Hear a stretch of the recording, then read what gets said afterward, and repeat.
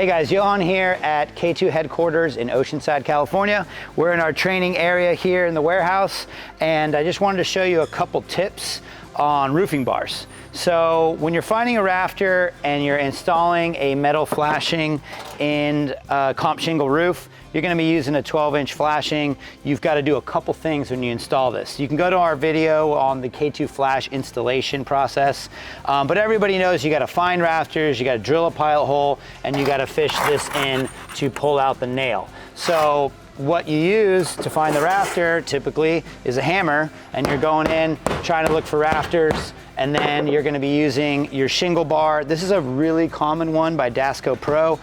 They have the slightly bowed edge there. It's longer, it's got the sharp tip, it's got the hooks on the sides, a raised handle so you don't drag your hands on the shingles or on the roofing. And then you can get under there, break the shingles, pull the nail out if you need to. But another bar that we found that was pretty handy is this smaller one. So this is a little small flat bar. You can get this at Home Depot or any hardware store. But this does two things. One, it still allows you to break the shingle and get in there so you can get your flashing into place.